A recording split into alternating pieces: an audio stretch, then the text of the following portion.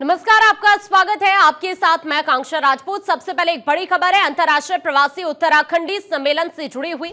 देहरादून में आज से सम्मेलन की शुरुआत होने जा रही है। सीएम धामी कार्यक्रम का उद्घाटन करेंगे। 17 देशों से जुड़ेंगे 60 प्रवासी प्रतिनिधि।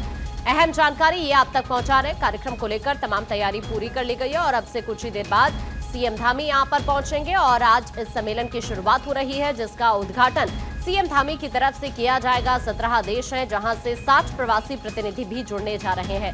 तो अंतर्राष्ट्रीय प्रवासी उत्तराखंडी सम्मेलन से जुड़ी अहम जानकारी आप तक पहुंचा रहे हैं। सीएम धामी आज इसका उद्घाटन करने जा रहे हैं। आज से सम्मेलन की शुरुआत हो रही है। देहरादून में आज से सम्मेलन की शुरुआत हो जाएगी, जिसमें 17 देशों से 60 प्रवासी प्रतिनिधि भी शामिल होने जा रहे हैं। अहम जानकारी ये इस वक्त कार्यक्रम से जुड़ी हुई आप तक पहुंचा रहे हैं। 17 देशों से जुड़ेंगे 60 प्रवासी प्रतिनिधि और ये कार्यक्रम की तस्वीरें इस वक्त आपके सामने हैं।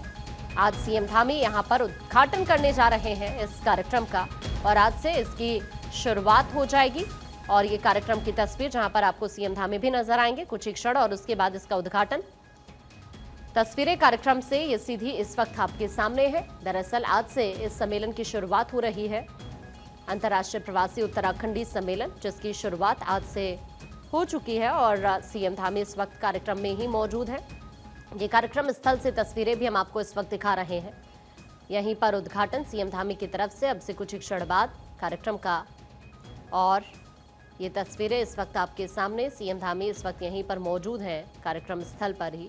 जो तस्वीरें इस वक्त हम आपको दिखा रहे हैं, 17 देशों से यहाँ पर 60 प्रवासी प्रतिनिधि भी जुड़े हैं इस कार्यक्रम के जरिए और आज से इस सम्मेलन की शुरुआत हो रही है, जिसका उद्घाटन अब से कुछ ही क्षण बाद सीएम धामी करने जा रहे हैं। इस वक्त कार्यक्रम में ही मौजूद सीएम धामी की ये तस्वीर इस वक्त आपके सामने है। ये देहरादून से तस्वीर हम आपको इस वक्त दिखा रहे हैं। बहुत बहुत धन्यवाद सीएस मैम। इतू बढ़िया गढ़वाली में उन्होंने बुलाए यहाँ, मैं ख्याल बढ़िया लागो उन्होंने अपन भाषा, अपन मातृभाषा। चलिए कार्यक्रम को आगे बढ़ाते हैं और उत्तराखंड की जर्नी कैसी रही है इस बीच, उसको लेके एक शॉर्ट डॉक्यूमेंट्री है। सबसे पहले हम उसको देखेंगे। मैं टीम से रिक्वेस्ट करूंगा उस डॉक्यूमेंट्री को प्ले किया जाए। उत्तराखंड गंगा की अविरल धारा के समान अभूतपूर्व विकास के नए आयाम हैं, जहां अद्वितीय संभावनाओं से परिपूर्ण। तो देखिए, अभी शुरुआत इस कार्यक्रम की हो रही है, जिसकी तस्वीर हम आपको दिखा रहे हैं और उत्तराखंड के विकास को लेकर ये डॉक्यूमेंट्री सबसे पहले यहाँ पर चल रही है। जब से उत्तराखंड का गठन हुआ उसके बाद किस तरह से साल दर साल उत्तराखंड में विकास हुआ है, डॉक्यूमेंट्री के जरिए बताया जा रहा है। हरीश इस वक्त हमारे सहयोगी हमारे से जुड़ रहे हैं। हरीश का रुख कर लेते हैं। हरीश, इस सम्मेलन की अगर बात की जाए, कितना अहम ये सम्मेलन है? सीएम धामी अभी यहीं पर मौजूद है, कुछ ही क्षण बाद इसका उद्घाटन भी होने जा रहा है। जी देखिए, उत्तराखंड के इतिहास के लिए आज बहुत बड़ा दिन है और महत्वपूर्ण दिन है, क्योंकि पहली बार ऐसा हो रहा है जब अंतर्राष्ट्रीय प्रवासी उत्तराखंड में जो एक सम्मेलन करवा रहे हैं। इस सम्मेलन का मेन उद्देश्य यही है कि सम्मेलन के जरिए उत्तराखंड किस तरीके से समृद्ध हो, किस तरीके से उत्तराखंड के विकास में चार चांद लग सके। यही मुख्यमंत्री पुष्कर सिंह धामी की पहल है और मुख्यमंत्री की पहल पर ही इस कार्यक्रम का आयोजन किया जा रहा है। तो देखिए हरीश इस वक्त यहाँ से जानकारी साझा कराएं और जैसा वो अभी बता रहे थे कि दरअसल अभी तक जिस तरह से धामी सरकार की तरफ से उत्तराखंड में विकास कार्य किए जा रहे हैं और आगे किस तरह से उत्तराखंड को और ज्यादा विकसित करना है, यहाँ पर विकास कार्य होना है, इसी को देखते हुए ये एक पहल है धामी सरकार की और आज से इस सम्मेलन का जो आगाज है वो यहाँ पर हो रहा है। तो सबसे पहले ये जो इस वक्त आप डॉक्यूमेंट्री अपनी स्क्रीन पर देख रहे हैं, जिसे सीएम धामी भी देख रहे हैं, साल दर साल जिस तरह से उत्तराखंड बदला है, इस डॉक्यूमेंट्री के जरिए ये बताने की कोशिश की जा रही है। और अब जो आगे उत्तराखंड को विकसित करने के लिए सरकार का विजन है, ये इस सम्मेलन के जरिए बताने की कोशिश धामी सरकार की होगी और इसी कड़ी में ये पहल यहाँ पर की गई है। अब चूंकि सीएम धामी यहीं पर इस वक्त मौजूद है और कुछ ही क्षण में इसका उद्घाटन, और यहाँ से वो तस्वीर भी हम आपको दिखाएंगे। लेकिन अगर पिछले कुछ सालों में आप देखेंगे जिस तरह से धामी सरकार उत्तराखंड के विकास को लेकर अलग अलग कदम उठा रही है, हर एक सेक्टर को लेकर, खासतौर पर देवभूमि की अगर हम बात करें, एक पर्यटन स्थल है और इसे लगातार विकसित करने के प्रयास किए जा रहे हैं। एक तस्वीर आप वो भी देखते हैं जब सीएम धामी हर रोज यहाँ जैसे ही आप देखते हैं एक पोस्ट करते हैं और जो अलग अलग जगहों पर मंदिर हैं उनकी विशेषता को बताने की कोशिश करते हैं लोगों को कि वो कितने अहम है। इस वक्त लगातार हमारे सहयोगी हरीश हमारे साथ बने हुए हैं, उनका एक बार फिर से रुख कर लेते हैं। हरीश, अभी चूंकि डॉक्यूमेंट्री चल रही है, डॉक्यूमेंट्री के जरिए भी यहाँ पर जो तमाम लोग मौजूद हैं, जो गेस्ट इस वक्त इस कार्यक्रम में शामिल हैं, उनको यही बताने की कोशिश हो रही है कि पिछले सालों में अगर देखा जाए उत्तराखंड कितना बदला है, किस तरह से विकास कार्य हो रहा है। क्या हम यही माने कि इस सम्मेलन के जरिए धामी सरकार की कोशिश यही होगी कि जो अब पार्टी के अगले विजन है उत्तराखंड के विकास को लेकर वो क्लियर किए जाएं? जी देखिए, बिल्कुल मुख्यमंत्री पुष्कर सिंह धामी के नेतृत्व में 2023 में देहरादून में एक ग्लोबल समिट का जो है आयोजन किया गया था, जिसमें खुद देश के प्रधानमंत्री नरेंद्र मोदी पहुंचे थे, देश के गृह मंत्री भी वहां मौजूद रहे। कुल मिलाकर इस जो डॉक्यूमेंट्री का उद्देश्य यही है कि उत्तराखंड में जो लैंड बैंक कितना है, किस सेक्टर में जो है किस चीज का उपयोग किया जाना है, यदि उद्योग विभाग में कितना जो है वहां पर उसका उपयोग किया जा सकता है, तो जो भी सेक्टर यहाँ पर है, ताकि उत्तराखंड के जो बेरोजगार युवा है उनको रोजगार मिल सके, इस डॉक्यूमेंट्री के जरिए ये बताया जा रहा है। और जो प्रवासी उत्तराखंडी है जो यहाँ पर मौजूद है, उनको भी इस बात के जरिए ये बताया जा रहा है कि उत्तराखंड में कुल कितना लैंड बैंक है, और लैंड बैंक के जरिए जो 2023 में ग्लोबल समिट यहाँ पर हुआ था, कितनी जो योजनाओं को अभी तक ग्राउंडिंग हो पाई है, कितनी कंपनियां यहाँ पर आ पाई है, उस कुल मिलाकर मुख्यमंत्री पुष्कर सिंह धामी भी खुद डॉक्यूमेंट्री यहाँ पर देख रहे हैं और थोड़ी ही देर में इसका शुभारंभ किया जाना है। जी ठीक है हरीश, आप हमारे साथ बने रहिए, कुछ और खबरों पर भी आपसे अपडेट लेंगे। आगे बढ़ते उत्तराखंड में देर रात से मौसम का मिजाज बदल गया है। पश्चिमी विक्षोभ के चलते कई इलाकों में बारिश हुई है, ऊंचाई वाले क्षेत्रों में बर्फबारी हुई है, निचले इलाकों में बारिश के बाद कोहरे का अलर्ट जारी कर दिया गया है। बारिश होने के बाद से ठंड में भी यहाँ पर इजाफा हो रहा है और जाहिर तौर पर अभी आने वाले दिनों में तापमान में और गिरावट यहाँ पर जरूर दर्ज होगी। अभी अगर अगले 1 से 2 दिन देखा जाए तो मौसम विभाग की तरफ से अलर्ट जारी कर दिया गया है। जो तमाम निचले इलाके हैं वहां पर बारिश के बाद कोहरे का जो अलर्ट है वो जारी किया गया है। हरीश इस वक्त हमारे सहयोगी हमारे साथ बने हुए हैं, एक बार फिर से हरीश का रुख करते हैं। हरीश, अभी कैसा मौसम का मिजाज वहां पर और किस तरह के हालात अभी आने वाले दिनों को लेकर हो सकते हैं, क्या कह रहे हैं मौसम विभाग? जी देखिए, मौसम विभाग के अनुसार मौसम विभाग ने 12, 13, 14 को बारिश और बर्फबारी की आशंका जताई थी और बिल्कुल सटीक साबित हुई है मौसम विज्ञान केंद्र की भविष्यवाणी। आज देर रात से जो बारिश हो रही थी वो रुक कर अभी बारिश रुक गई है, लेकिन जो ऊंचाई वाले इलाके हैं वहां पर बर्फबारी का सिलसिला जारी है और कई जगहों पर जो ऊंचाई वाले इलाके हैं वहां पर बर्फबारी जारी है और जो पर्वतीय जिले हैं उनके निचले इलाकों में हल्की हल्की बूंदाबांदी हो रही है।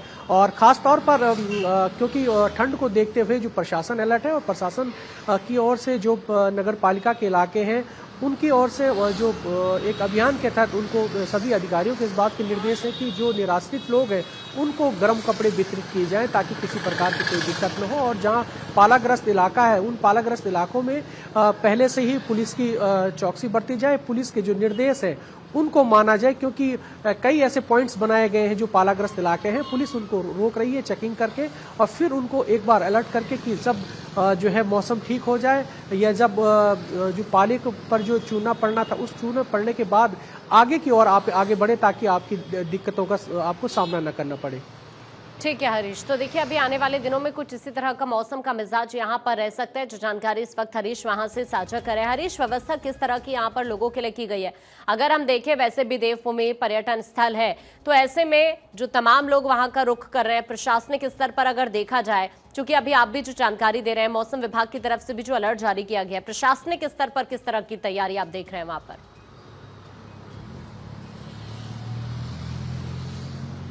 देखिए, जो पर्वतीय इलाके हैं, पर्वतीय इलाकों में खास तौर पर जो पर्वतीय इलाके के लोग हैं उन लोगों को बर्फबारी के दौरान जो रोजमर्रा का काम है उनका प्रभावित हो जाता है। इसको देखते हुए प्रशासन की ओर से जो मूलभूत जरूरतें हैं, ऑलरेडी जो जीवन रेखा जुड़े से विभाग हैं उनको पहले ही अलर्ट कर दिया जाता है कि क्योंकि 2 दिन पहले अलर्ट था कि जो पर्वतीय जिले हैं बर्फबारी के आसार वहां पर है, तो ऐसे में जो जीवन रेखा से जुड़े विभाग है उनको अलर्ट करने के निर्देश दिए गए थे कि चाहे वो खाने पीने की व्यवस्था हो, चाहे वो रहने की व्यवस्था है या अस्पताल की व्यवस्था है, जो जरूरी चीजें उनको लेकर के प्रशासन की ओर से टीम लगाई गई है, चाहे वो आपदा प्रबंधन की टीम हो, चाहे वो स्थानीय पुलिस हो या फिर तहसील प्रशासन, तमाम ऐसे लोगों को लगाया गया है ताकि किसी प्रकार को ना स्थानीय ग्रामीणों को दिक्कत हो, ना जो टूरिस्ट स्तर पर पहुंचने वाले लोगों को दिक्कतों का सामना करना पड़े। ठीक है हरीश, अभी के लिए आपका शुक्रिया जानकारी साझा करने के लिए। आगे बढ़ते ऋषिकेश में रफ्तार का कहर। नेशनल हाईवे पर खाई में कार गिर गई। हादसे में 3 लोग गंभीर रूप से घायल हो गए हैं। घायलों को अस्पताल में भर्ती कराया गया है। कार में 3 लोग सवार थे। नोएडा से देवप्रयाग जा रहे थे ये पर्यटक और इस बीच यह हादसा यहां पर ऋषिकेश में हो जाता है, नेशनल हाईवे पर, जहां एक कार खाई में गिर गई है। हादसे में 3 लोग गंभीर रूप से घायल हुए हैं। फिलहाल इनको हॉस्पिटल लेकर जाया गया है, जहां पर इनका इलाज चल रहा है। कार में 3 ही लोग सवार थे और तीनों ही घायल बताए जा रहे हैं और ये बताया जा रहा है कि ये नोएडा से देवप्रयाग जा रहे थे पर्यटक और इस बीच यह हादसा यहां पर हो जाता है। फिलहाल तीनों को लेकर जानकारी ये है कि हॉस्पिटल में भर्ती कराया गया है, जहां पर तीनों घायलों का इलाज चल रहा है। महाकुंभ 2025 में पहुंचना आसान हो गया है। ऋषिकेश से महाकुंभ के लिए बस सेवा शुरू हुई है। ऋषिकेश डिपो से बस सेवा की शुरुआत की गई है। ऋषिकेश से प्रयागराज के लिए बस सेवा को शुरू किया गया है। जो श्रद्धालु महाकुंभ में जाना चाहते हैं उनके लिए अब महाकुंभ पहुंचना बहुत आसान हो जाएगा, क्योंकि ऋषिकेश से बस सेवा को शुरू किया गया है और ये हरिद्वार होते हुए बसेस यहां से निकलेंगे और उसके बाद सीधा प्रयागराज जाएंगे। तो जो भी श्रद्धालु ऋषिकेश से या फिर जो आसपास के इलाके हैं देहरादून से, हरिद्वार से महाकुंभ जाना चाहते हैं उनके लिए अब ये सेवा शुरू की गई है।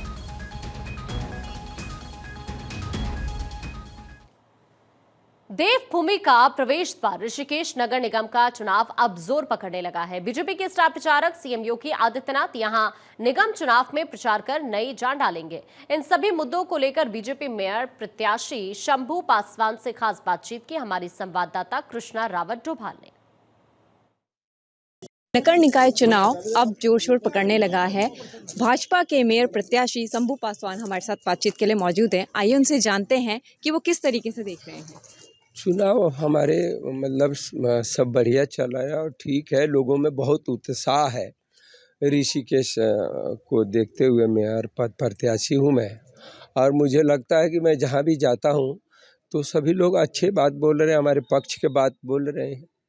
अच्छा शंभू जी, लोगों से आप मिल रहे हैं, उन्हें आप जोड़ रहे हैं, आपके क्या मुद्दे रहेंगे इस चुनाव को लेकर के? मुद्दे आपको क्या बताएं, हम तो विकास के ही काम के बात करेंगे। अब मुझे लगता है कि बहुत सारे काम होने वाले हैं ऋषिकेश में, और ऋषिकेश के ये अब जो है 4 धाम यात्रा का मुख्य द्वार है, और भगवान की कृपा से ऐसा लगता है कि वो शायद हम लोगों को आने के बाद बहुत सारे काम के ऐसे योजना मंत्री जी लाए हैं जो 4 जगह पैसे 1800 करोड़ रुपया के घोषणा हुआ था, जो केंद्र सरकार से माननीय मंत्री जी लाए हैं, जिसमें सबसे ज़्यादा भागीदारी ऋषिकेश का है।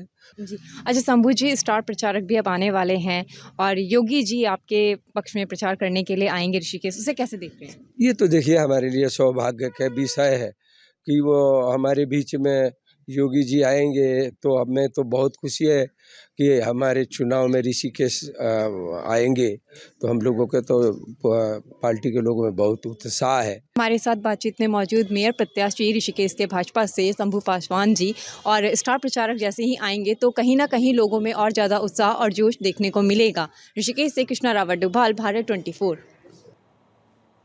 निकाय चुनाव प्रचार के लिए सीएम धामी भी चुनावी मैदान में उतर गए हैं। सीएम ने कर्णप्रयाग से सीएम धामी ने अपने चुनाव प्रचार का आगाज किया। निकाय चुनाव में स्टार प्रचारक की भूमिका में है सीएम धामी। इस दौरान कर्णप्रयाग में रेल लाइन कार्य का उन्होंने निरीक्षण भी किया।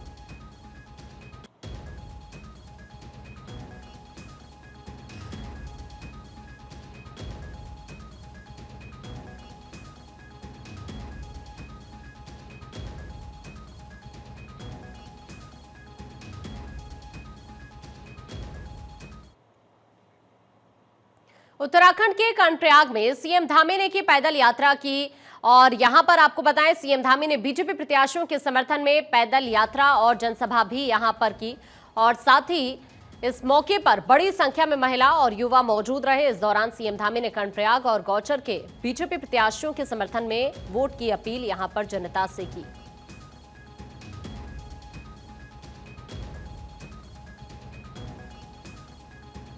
देखिए, कल सीएम धामी की तरफ से प्रचार प्रसार का आगाज यहां पर किया गया है।